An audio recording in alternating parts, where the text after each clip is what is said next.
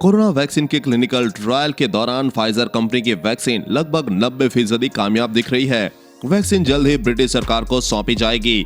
हालांकि इसे सुरक्षित रखना भी अपने में एक चुनौती साबित होने जा रहा है। दरअसल वैक्सीन को -70 डिग्री तापमान पर भी रखा जा सकता है। ये काम सामान्य फ्रीज नहीं कर सकता। ऐसे में जानिए कैसे वैक्सीन को ठंडा रखा जाए। ये आसान नहीं है।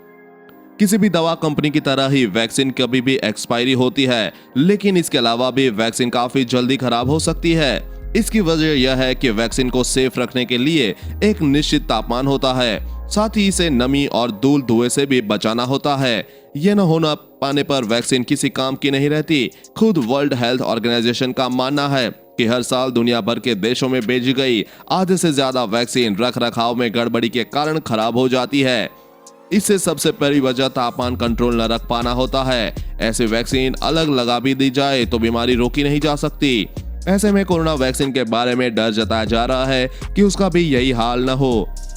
खासकर जब एक साथ पूरी दुनिया को यह वैक्सीन देने की जरूरत है, तब वैक्सीन खराब होने का खतरा नहीं लिया जा सकता।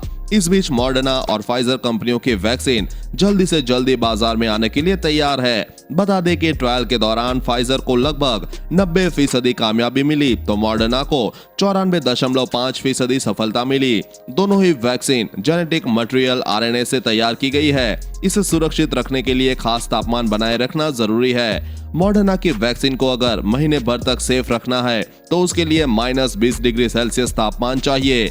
दूसरी ओर फाइजर के लिए लगभग -70 डिग्री सेल्सियस तापमान की जरूरत होगी।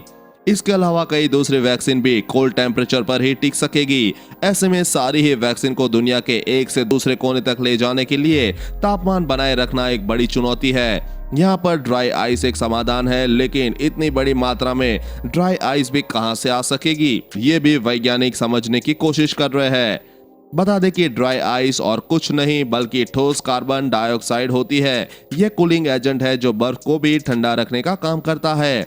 यह बर्फ सामान्य फ्रिज के फ्रीजर के मुकाबले 4 गुना से भी ज्यादा ठंडी होती है। यही वजह है कि सुपरमार्केट में लंबे समय के लिए अगर फ्रोजन उत्पादन रखने हैं तो वो इसी बर्फ का उपयोग करते हैं। ऐसे में अगर सारी बर्फ वैक्सीन के लिए ले ली गई तो फ्रोजन खाना रखना एक बड़ी समस्या हो जाएगी। ये मामूली बात नहीं, क्योंकि पश्चिम और बहुतर देशों में फ्रोजन खाना भी एक बड़ा जरिया है।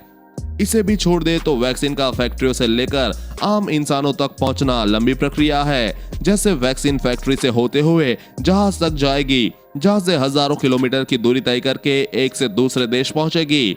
यहाँ से वो अस्पताल, क्लिनिक या दवा दुकानों तक पहुंचेगी और फिर लोगों तक आ सकेगी। इस पूरे दौरान उसका तापमान नियंत्रित रहना चाहिए, वरना असर खत्म हो जाएगा या कम हो जाएगा। फिलहाल कोरोना एकदम नया वायरस है, इसलिए किसी भी ऐसे खतरे को हल्के तौर पर नहीं लिया जा सकता। अगर तापमान के कारण या गलत रखरखाव के कारण वैक्सीन खराब हुई तो वापस भारी मात्रा में वैक्सीन बनानी होगी और इसके बाद भी हैंडलिंग आसान नहीं होगी।